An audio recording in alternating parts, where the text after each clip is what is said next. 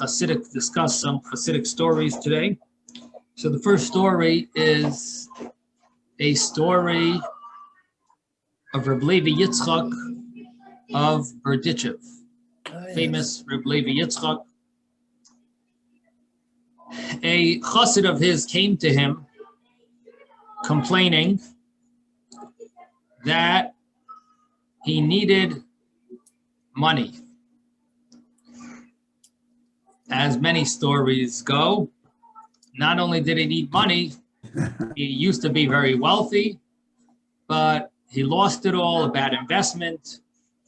And not only that, so he went from wealth to poverty, but he also has a daughter to marry off. No one's going to want to marry her if there's no money. And in those days, it was very common that, people, when they married, they wanted a nice dowry, and they expected the woman's side to pay for the wedding. That was the custom, and so on. And so the people expected they would get a job from their father-in-law, work in the family business. And so this student of Rebbe Yitzhak of Berdychev, he was really concerned. His daughter is getting older. So Rebbe Yitzhak said, don't worry. You know what you need to do? You need to buy a lottery ticket. You got to buy a lottery ticket. Oh, you can't hear me? Can anyone hear? Can everyone hear me? Yes. Yeah. Oh, Yes. Robert, I don't know why you don't hear us. Yes, I can hear. Robert, you can't hear us? Okay. So he said you got to buy a lottery ticket. So this chassid replied to Rebbe Yitzhak of Berdychev. He said, listen, to buy the lottery ticket until I win, who knows how long it might take till I win. And Rebbe Yitzhak of Berdychev said to him, don't worry. Hashem will provide for you even until you win the lotto. Hashem will provide for you. So, sure enough, the chassid, the first thing he does is he goes and buys a lottery ticket. And he has to, he's traveling, so he's got to stop off somewhere. So he stops off at a local inn, and he spends the night there. In the meantime, there was a very important individual who was also spending the night there, very wealthy nobleman, spending the night there. And he had a dream. And in his dream, there's some Jewish man who has the winning ticket to the lottery. And that was his dream, this guy, this nobleman. So he sends his servant, he says, go check if there's some Jew hanging around this inn. And so the servant looks around, he finds there is actually a Jew. So the servant tells the Jew, he says, my master wants to speak to you. So this chassid comes to this nobleman and says, what can I do for you? He says, listen, do you have a lottery ticket for the lottery? Do you own a lottery? He said, yes. So the nobleman says, I also have a lottery ticket, and I want to trade it with yours. And the chassid said, no way, I'm not trading my lottery ticket. And so the chassid, the nobleman says, listen, I'll pay you, $100, 100 rubles. Nope, nothing doing. 500 rubles. Nope, 1,000 rubles. He said, absolutely not. I got a blessing. I'm keeping this lottery ticket. So the nobleman tells his servant, he says, listen, we don't have to follow any laws over here. Just steal it from him, and let's just take it from him. We don't need to pay it. We don't need to bother with negotiating. Let's just we'll just take it. So the servant grabs it from the Jew, and then the nobleman felt a little guilty. So he said, you know what? I'm going to give you the 1,000 rubles, and I'll give you my lottery ticket. This way, I don't feel so bad. So he gives him 1,000 rubles, and he gave enough to marry off his daughter, and gives him his lottery ticket, and he says goodbye, kicks him out of his, sends him out of his room. He says goodbye. So the Jew had no choice. He took the money. He took the lottery ticket that is now. He says, listen, I guess this is what Hashem wants. So he had no other choice. Couldn't do much. So he goes on his way. Anyway, sure enough, so now he's got money for for his daughter, and sure enough, the new lottery ticket that the Jewish guy got actually won the lottery. So now he actually won, and the nobleman foolishly had traded his ticket, so he obviously lost. So the Chassid immediately traveled to the Rebbe Yitzhak of Berdychev to thank him. Now he's back on his feet. He was a wealthy man earlier. He lost all his money. Now Baruch Hashem, he's gonna be back on his feet. He wants to thank Rebbe Yitzhak for the blessing.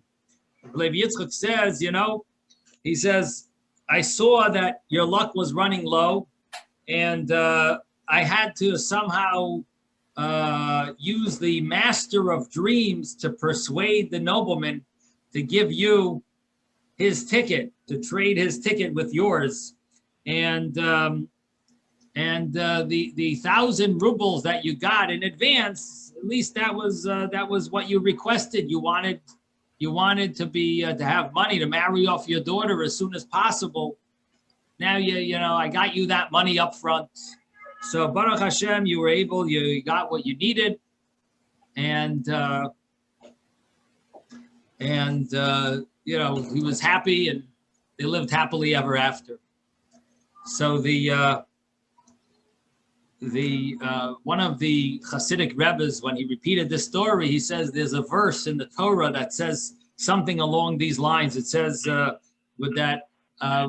told Yaakov, I will not forsake you until I have given you what I promised.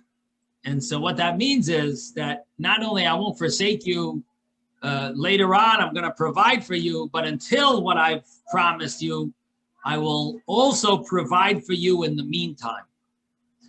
And that's the meaning of this, because he gave him a blessing now. He got his 1,000 rubles. And then later on, when they did the lottery, which in those days obviously was not once a week like we have today, probably maybe once every 6 months. So whatever it was, he won the lottery. Then he got what he needed then. But in the meantime, he also had salvation now. And that's basically the story. So what do we see from this story? What is the message? So number one,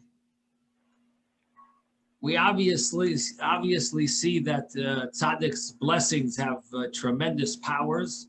We also see that the Chassid, the student of the Rebbe Yitzhak, had tremendous trust in his Rebbe, because if you buy the lotto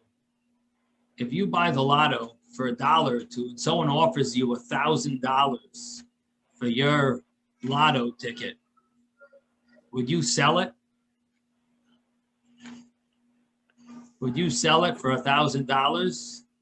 You go buy a lotto ticket. How convinced are you that you're going to win? Here, this man needed 1,000 rubles. It would answer a lot of his problems. And yet, he had such confidence in his Rebbe that he refused to sell that lotto ticket for 1,000 rubles. And that's the type of faith that we should have in Hashem. We should be so convinced that Hashem is going to do what's best for us, that there should be no question. For sure, everything's going to work out good. We should have confidence in Hashem and in the tzaddikim as well. And the tzaddikim, when a tzaddik gives a bracha, to be confident that we shouldn't sell it for $1 less than the lotto is going for. So if the lotto is 100 million and you get a blessing from the Rebbe that you're gonna win the lotto, and someone offers you 99.9 million, or whatever, you got to work out the taxes issue, because if someone pays you, you don't have to pay the taxation on the lotto. So yeah, you got to work out the taxes, but you don't give in, and you got to make sure no one else, maybe someone else might win it with you. So you got to take that into consideration, I guess, also, because then they split the lotto. But we have to have confidence in the tzaddik's bracha, and also in bitachon in Hashem, and trust in Hashem that whatever is best is going to happen. Look how Hashem takes care of us. And what we see also is how important it is to go to a tzaddik and get a bracha. The Gemara says, the Talmud says, Shaloi tehei berches hedyet kala ve'einecha. The blessing of a tzaddik, a blessing of a regular person, shouldn't be, don't minimize it. How much more so the blessing of a tzaddik. And so when you get a bracha, that's why I think by Chassidim, they often would bless each other, give each other blessings, because the blessings, even of a simple person, there's this tremendous power that words have, which also tells us how serious it is not to speak Lashon Hara. Because if words have power, then you definitely don't want to gossip about anyone. But if you give words of blessing, then they may come true. They will come true. And so it's words, we have to be very careful.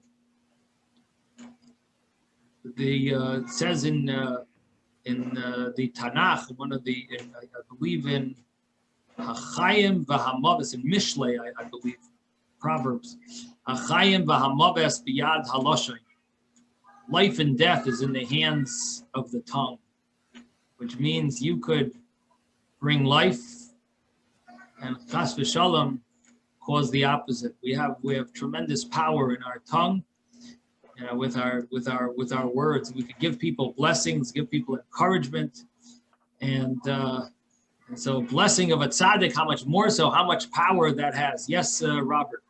I guess that means that as we continue with these classes, our luck will improve. Is that part of it also, Rabbi? For sure. Thank you. It's improving already. It really is. Thank you for all your dedication. I appreciate it. Wow, I'm so glad. That's great. It's great to share good news. Baruch Hashem. So that's my thought on the story. Anyone have anything they want to say about this story? Anyone? Any other thoughts?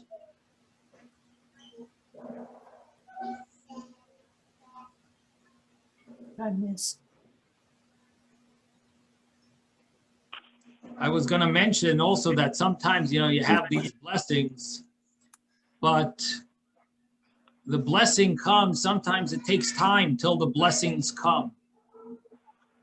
And this is what this story is unique about, is that it sort of, it's a story where there were two levels, the blessing, the first initial blessing, and then the later blessing. And sometimes you have to suffer through the initial phase until you get to the real blessing.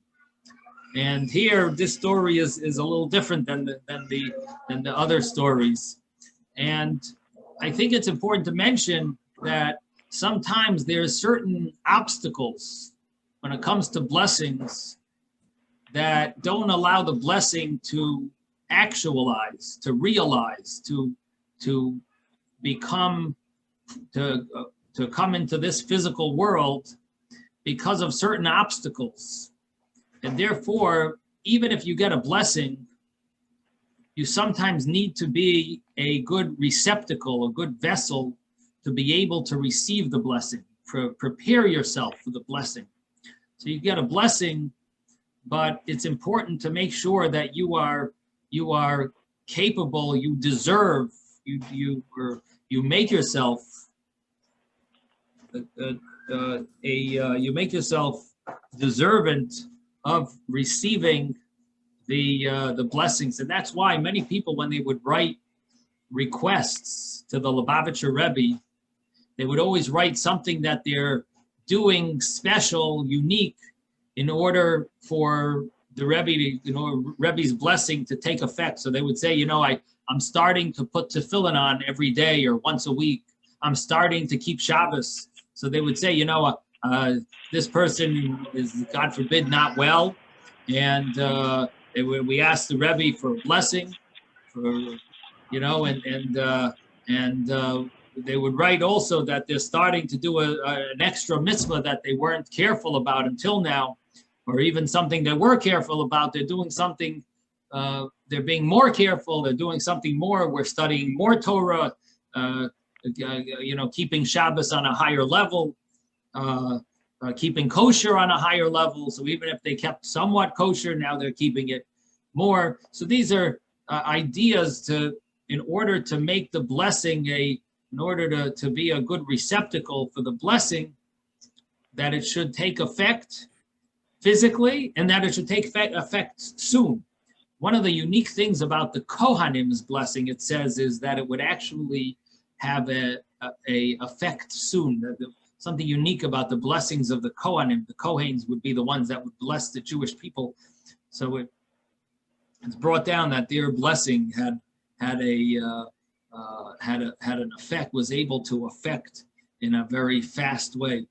Yeshuas Hashem keheref ayin. The salvation of Hashem is like the blink of an eye. Yes, Robert.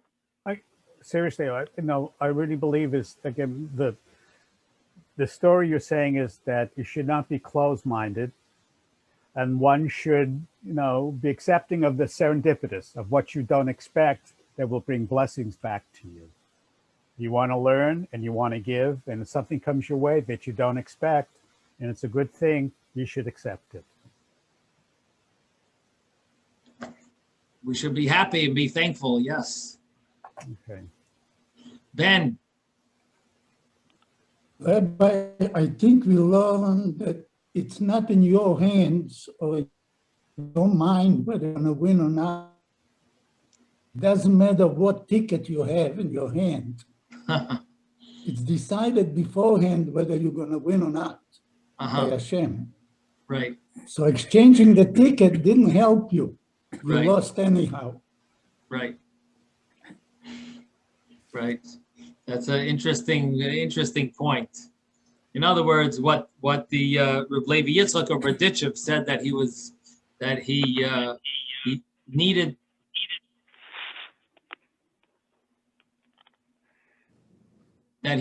to convince the angel of the master of dreams really was just a cover-up. Really, it's that he gave him a bracha. He was gonna win no matter what, and that's really it's not the raffle ticket. That's a very good point, Ben. Very interesting point. Interesting thought. Person could ask a question: if Hashem was going to let him win with the raffle ticket, why didn't he let him win with his original raffle ticket? He wouldn't have gotten 1,000 rubles. Right. Very nice. Okay. Well said. I like very good points. Okay. The next story is a story of the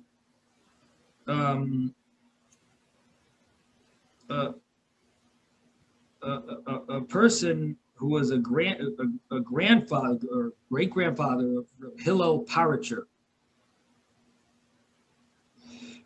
This Reb Meir, it's an interesting story. You have to understand a little history that there was a major debate in the Jewish world between if it was acceptable to follow the Chassidic way of life and follow the Baal Shem Tov. It's a major debate, and the reason why it was so challenging was because Shabtai Tzvi had led a sect, and which many people thought he was going to be the Messiah, and it turned out to be a fraud, and it was extremely, extremely tragic, and it had a terrible. It caused terrible things. Really, it was an awful outcome from that whole episode with Shabtai Tzvi. And because of that, the Jewish world was very nervous of anything new to Judaism. Rightfully so. They deserved to be nervous. It was very dangerous. This new sect. Shabtai Tzvi was very connected to Kabbalistic writings. He based a lot of his stuff on Kabbalah. And Hasidism also does that a little. They do base a lot of their teachings on Kabbalistic writings, and especially the Ari HaKadosh and the Shalah. And so there was a major debate. So anyway, I believe it's the great grandfather of Reb Hillel Paritcher. His name was Reb Meir. He used to study with a chavrusa. He had a partner, a study partner. They would study. Now, the thing is, after many years studying together, Reb Meir's study partner disappeared.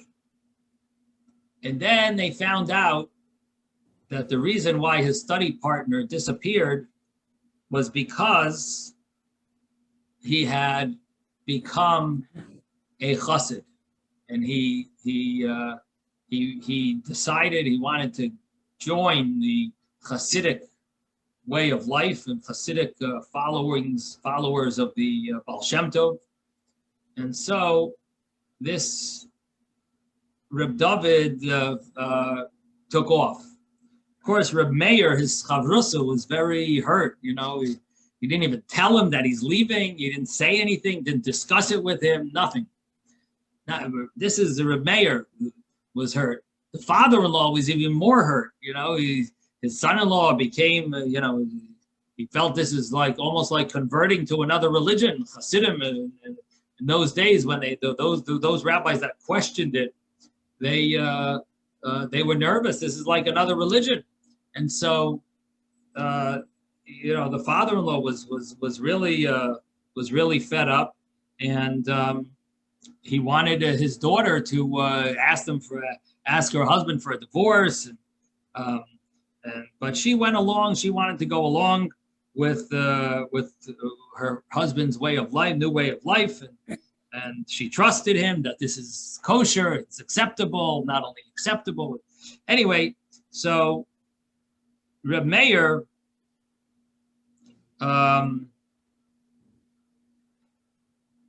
one day came in somehow contact with his old chavrusa. Somehow they met, and Reb Meir asked his chavrusa, Reb David, what got you to leave, and you left? You didn't even discuss it with me. So Reb Meir said, so Reb David said, I was so nervous that if I told you that I'm thinking of going there, you would convince me not to, and you would have spoken to my father-in-law.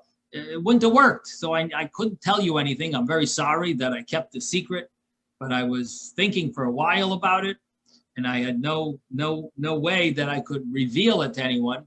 because they would have, they wouldn't have let it come to fruition if I revealed it.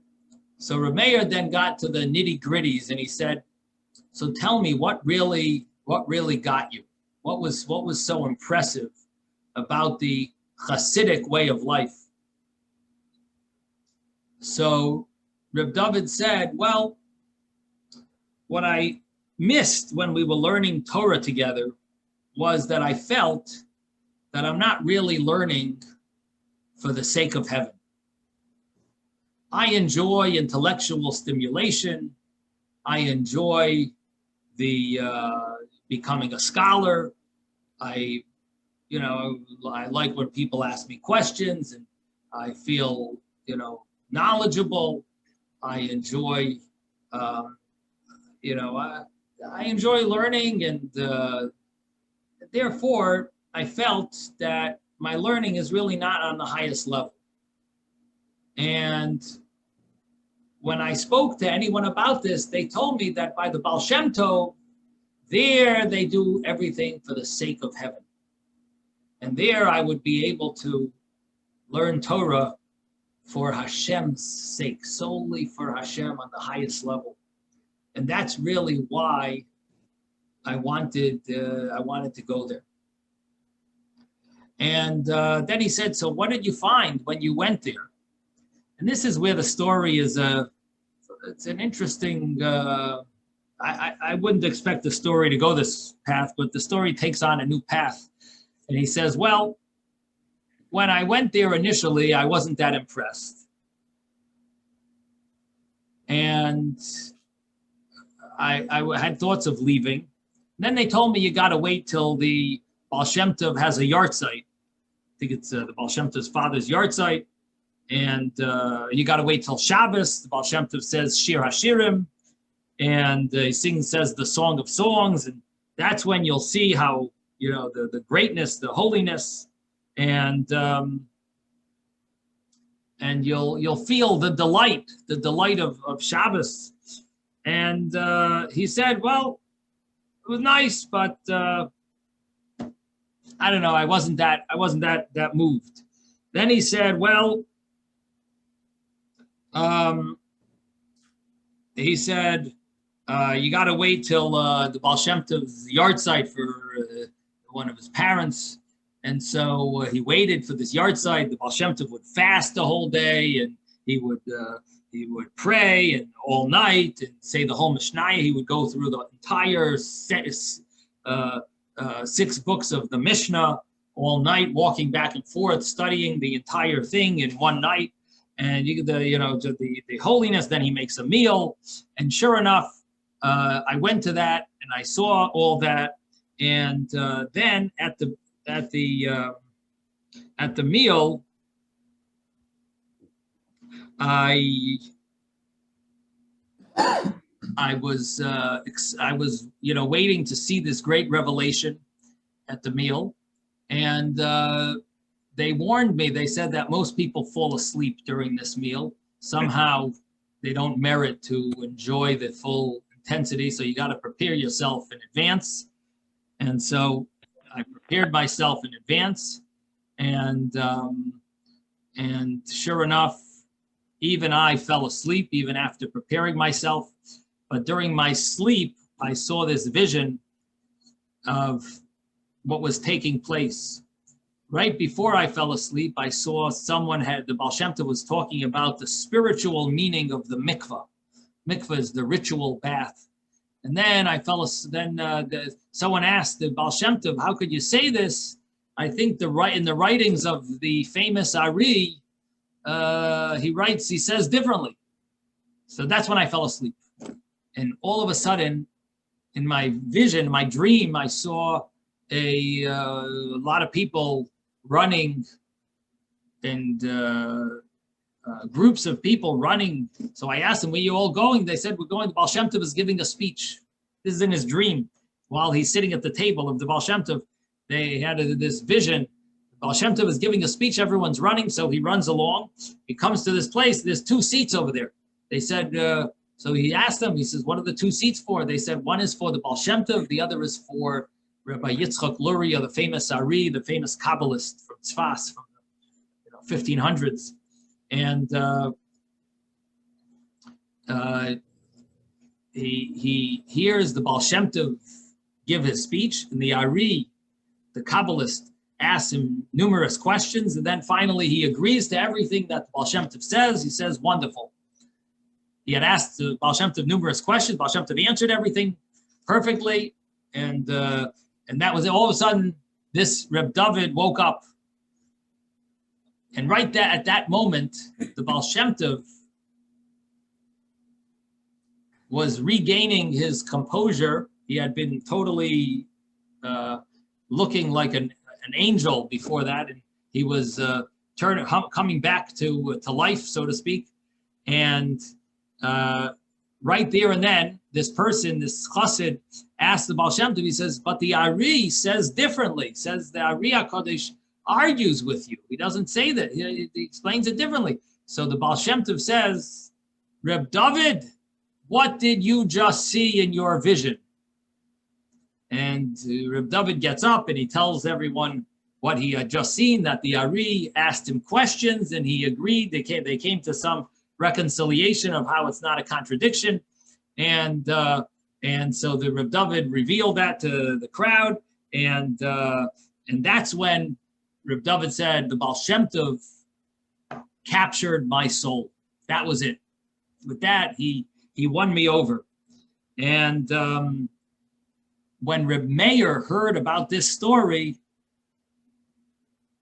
he said, I'm heading to the Baal Shem Tov, and he went to become a chassid himself.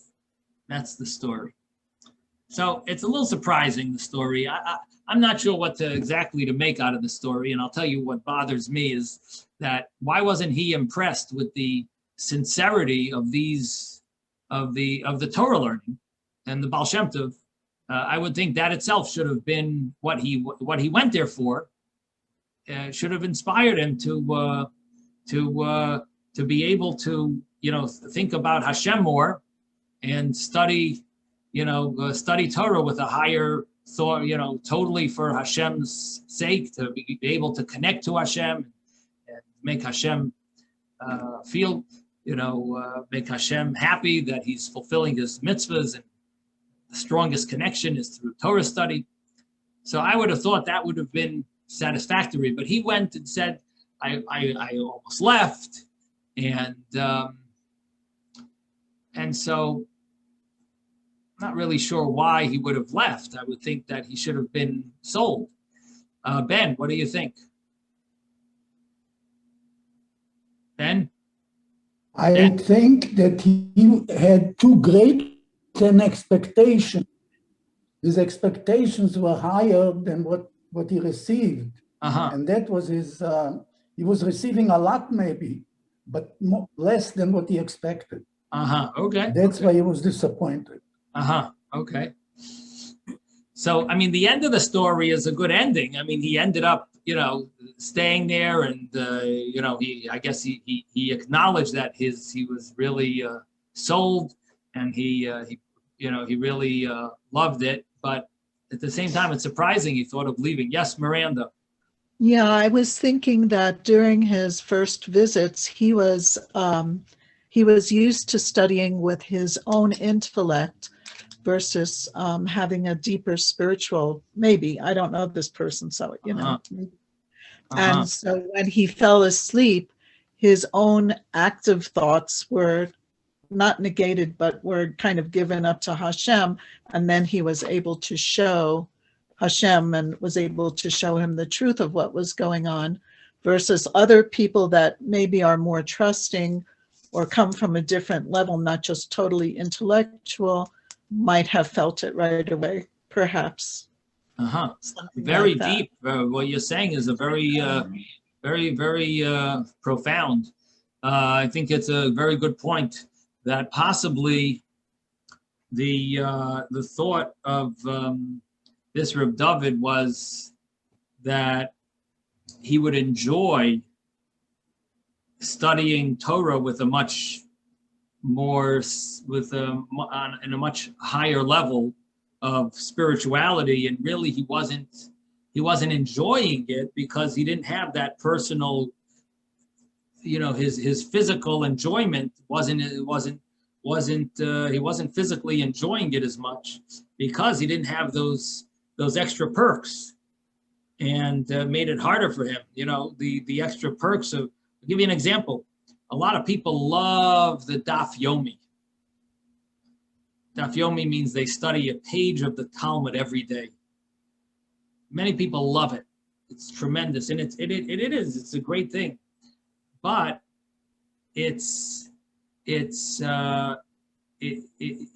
what it does is it's exciting. You're going to finish the entire Talmud, in 7 years. People consider that a tremendous accomplishment, and it's easy. You feel accomplished, and so that it's really good. But at the same time, is that really the highest level of studying Torah? Number one is you're not really going much in depth. You're really touching the surface, and number two, you're not really studying for the love of Hashem. You're sort of enjoying the feeling of accomplishment. So when a person who enjoys the Daf Yomi, you give him a more in-depth, slower type of class, really they're not going to be that excited, and they might consider leaving and saying, you know what, I don't like this. I would like to go back to my Daf Yomi type of class because it's it's a better feeling, and but at the same time, if they stick it out, they might actually come to the realization that it's really much more much higher level, a much more sincere level of studying Torah for Hashem's for the best, for the highest level, for the right purpose. Now, I don't mean to minimize Daf Yomi at all, and I don't mean to minimize studying Torah not for the perfect reason. These rabbis are at a very high level.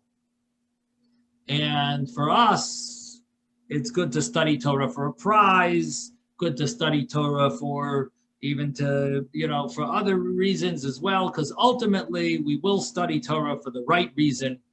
And, we need a little extra. We're not always on the level where we can study Torah with sincere love just for Hashem. And Hashem commanded us to learn His Torah, and we just want to study Torah.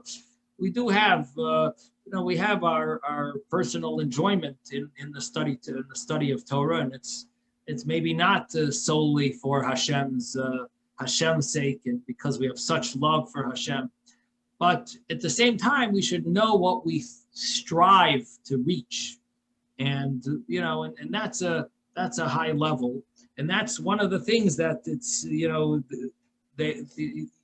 hope to get, and you hope to reach, and especially among the Chassidim, they that was something that they tried to accomplish, and to be able to be more sincere in all of our service of Hashem, especially Torah study, and the same thing would apply to other mitzvahs as well. That our mitzvahs should be done for Hashem's sake, and not just for us to feel good that we did a bigger mitzvah. We did this. It's more that we are feeling great that we're giving Hashem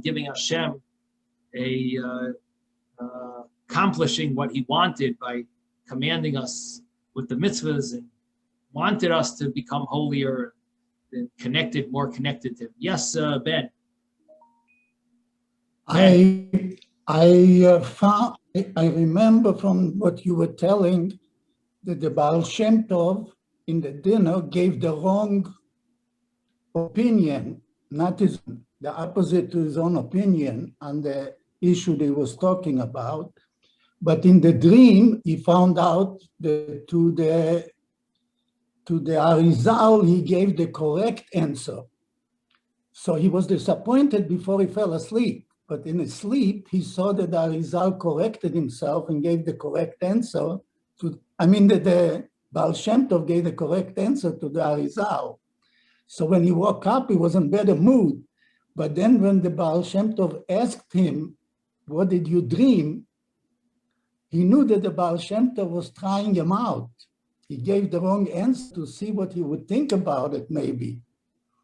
But in his dream, he corrected it. So that's why he was very happy with what ended at the dinner. I'm not sure if all the details are exactly the same, the way I meant to say. Maybe I didn't express it so well. But basically, he had come a while before this meal, and he had studied with the Baal Shem Tov. He was among the group for maybe a month, who knows, 6 months, I don't know, and until the Yartzeit. So, and all along, he wasn't so impressed. He wasn't fully impressed. He wasn't sold, and Right. And then at the meal, someone else had asked him a question from the Ari. It seemed like it was a contradiction, and the Baal Shem Tov, during this dream that this man had, Baal Shem Tov was answering how he's not really arguing. He's just, it's two separate. They're talking about different things, and it's not a contradiction, and the Ari agrees with the way he said it as well, and so it wasn't really a contradiction. Yeah. So anyway, but yeah, it is interesting the way what it also sounds like is that there's different things going on at the same time. You have the Baal Shem Tov in another world discussing it with the Ari HaKadosh, and in this world, it's the Baal Shem Tov is sitting there. He's like, it's like there are two things going on. Like the tzaddikim will never understand it. I don't think. I don't know how it's possible to be. But he was Baal Shem Tov, Baal Shem looked Tov like he was asking there. him, what did you dream? It means that Baal Shem Tov, he knew already what he was dreaming about. Right. True. And he knew what the answer will be. That's why he found out. He says, oh, the Baal Shem Tov must be a great place to study with, Right. But I think he was more impressed than just the fact that he knew his dream, because the Baal Shem Tov, would make miracles. There was numerous miracles that he must have seen. I think it was more than that, than just being able. But yeah, I mean, that's a good point that he was able to see it. But I think it's more that he was able to discuss things with the Ari HaKadosh. I mean, anyone that could have a discussion with the Ari HaKadosh and then win and get the Ari's agreement and endorsement. I mean, that's huge. Right. To be able to reach such a level, that's really something. But you're right. The fact that he knew that Reb David was able to see what was going on. Definitely a very powerful story. Rabbi, I Yeah. think that the nature, so to speak, of Reb David's neshama, his soul, that he was able to see this in a dream and in a vision, shows that his neshama was such a high level that he needed something like this to stimulate him, to capture his soul, so to speak. The lesser things weren't enough because his soul was on such a high level. The lesser things were like a minor capture, but this was the real thing that grabbed him. Sounds Rabbi! good. Sounds good. I didn't. I wouldn't have said that, maybe because Reb David, you must have a very high level soul. You're able to see that. I didn't. It's the same name too. That's right. The same name. Yasha Kayach, David. Very nice. That's a very interesting point. Rabbi, Very interesting. Yes, Esther. yes, Rabbi, you know that there was a big earthquake in Sfat 200 years ago, everything destroyed, and the table for Rabbi Reader where they had the Kiddush, it stay intact. Really? I know about that there were a few earthquakes there. I actually studied in Sfas for a year. So I'm aware of the earthquakes there in the 1800s. But yes, and the didn't know table exactly. with the Kiddush cup, everything stayed intact. Everything from the Ari stayed intact. Very interesting. That's very interesting. These are still people. Okay. You can So see now the that next story he's one of the 9 from is Florida. also a story that mentions the power Oh, of Shir Hashirim, No, Yehuda is. songs. Let me just mute everyone. Are you muted? Okay, forget it. The power of Shir Hashirim. Shir Hashirim is customarily read before Shabbos.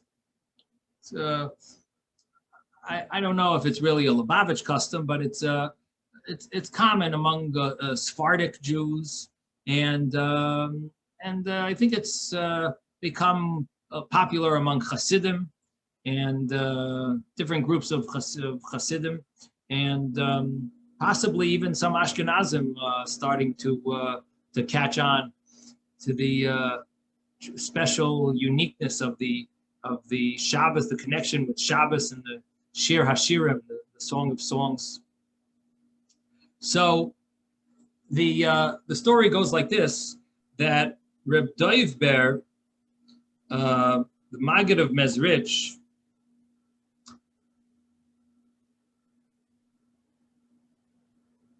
was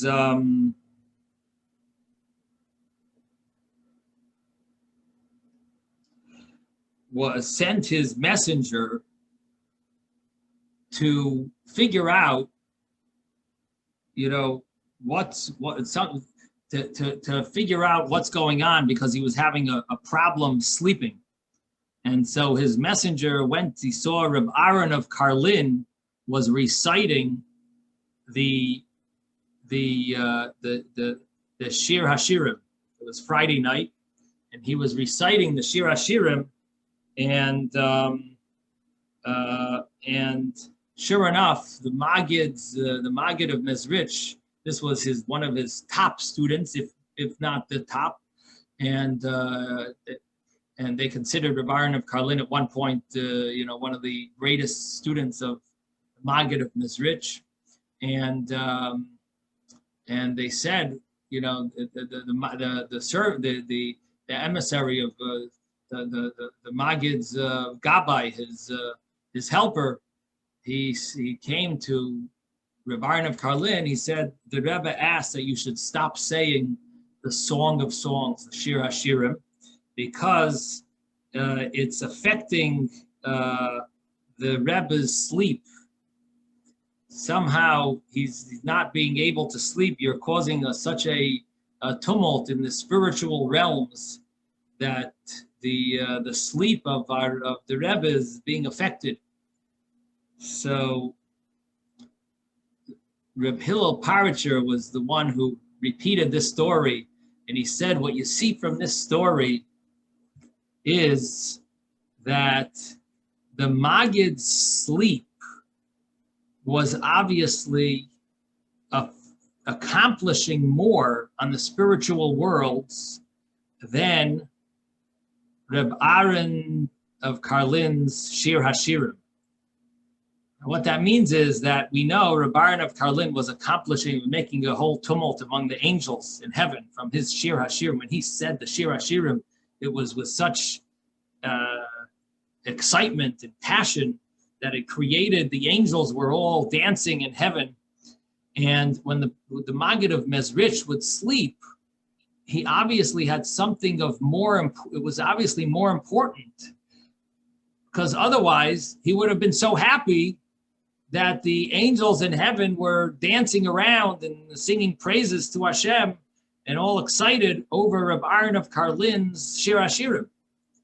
And the fact that the Maggid felt it important that Reb Aaron should stop, obviously he had something more important that he was accomplishing with the angels in heaven. And that's a very, very powerful story, because what it really comes after the previous story. What do I mean? The previous story, where we were learning of how sincere these great righteous people were, and how their interest was only for Hashem. Because their interest was only for Hashem, you come to the realization that there's no way that the Maggid cared about his sleep over the Reb Aaron of Karlin's Shir Hashirim, which was creating the great excitement and passion among the angels. It must be that the angels that were excited over a Baron of Karlin's Shir Hashirim was nothing compared to what the Maggid of Mezrich was accomplishing with his sleep, which means that in his sleep he was also creating angels in great excitement, and even more excitement than the Baron of Karlin was able to accomplish. And this connects us with the idea that great tzaddikim, when they sleep, they're not really sleeping, but their soul is accomplishing things in heaven. And so that's a I guess it gives us a little insight into the greatness of these tzaddikim, the Shir Hashirim accomplishing, causing great excitement among the angels, and how the Maggid's sleep is so holy. His sleep was a whole different level than our sleep, and what their accomplishments. But it also means that we know that everything we do, we create angels. And obviously, Rebbe of Karlin's angels he's accomplishing a lot more maybe than we are, but it also wakes us up to the realization that we accomplish things. Every mitzvah that we do, where we are creating an angel, an advocate angel that's there to help us and to speak good on our behalf. Okay, any thoughts on this story? Rabbi, I'm thinking that the Torah of a regular person, like saying Tehillim or whatever it is, wouldn't be something necessarily that disturbed the sleep of the Maggid. The level of something that had to be disturbing of the Maggid's sleep had to be something that was in the same neighborhood, in the same realm, which was Reb Aaron's Shir Hashirim. It was so high that it was almost in the same ballpark as the Maggid's sleep. Whereas a regular person, you could have had 1,000 people saying Torah or Tehillim that night, and none of that would have affected the Maggid's sleep. So the Reb Aaron's sleep, Reb Aaron's Shir Hashirim was so high, it was in the same ballpark. It was in the same league as the sleep. So he was and that the Rebbe was able to sense it, because he knew right away, my accomplishments that I'm trying to do with my sleep, I'm getting interference. And he knew where the interference was coming from. Right. You're basically saying like the channel, he was on the same channel. Right. But the different channel, it doesn't cause interference. Right. But Reb Aaron of Karlin, he didn't know what level was above him. Right. Causing static. Now we know why sometimes there's breakup in the Zoom. This is exactly it. Where we have when there's static or stuff in the internet, it has to do with holy people causing the angels different accomplishments, interfering with our Torah study. Very, very, very interesting. David always feels it. While we have a pause, I just wanted to ask Robert a question. What's serendipity mean? Serendipity means the unexpected. Things all happen by chance. Sorry. Yep. Serendipitous. Okay. And now the next story is a story of Reb Levi Yitzhak of Berdychev and the Alta Rebbe. They actually became related when their grandchildren married each other. Baal Shem Tov, the Maggid of the Alta Rebbe and Reb Levi Yitzchak of Berdychev had two grandchildren that married each other. So there was a famous wedding called the Wedding of Zhlubin. That's where the wedding took place, and it was a famous thing that the Reb Levi Yitzchak and the Alta Rebbe became related, became a chutanim at that wedding, and so at the wedding they said l'chaim. So the Alta Rebbe said that may Hashem help us materially and spiritually. And Rebbe Yitzhak of Berdychev, he said, what? You talk about materialism before spiritual? And the Alta Rebbe said, yeah, it's a verse. There's a verse in the Torah where Hashem says that if Hashem watches me and gives me bread to eat and clothing to wear, and I will return in peace to my Father's house, then Hashem says, and Hashem will be for me as my God. And what that means is that Hashem provides that Yaakov put the material needs before he said his spiritual needs. And the Alta Rebbe concluded, he said, you see that the material needs of a Yid comes before, well, no, there was a little debate there. Rebbe Yitzhak said, are you going to compare your material needs to Yaakov's material needs? So the Alta Rebbe answered him, and are you going to compare Yaakov's spiritual needs to our spiritual needs? And so the conclusion was that if Yaakov could put his material needs before his spiritual needs, then we also can put material before spiritual. We can put our material before our spiritual. And the idea is that every Yid is put here on earth with a mission.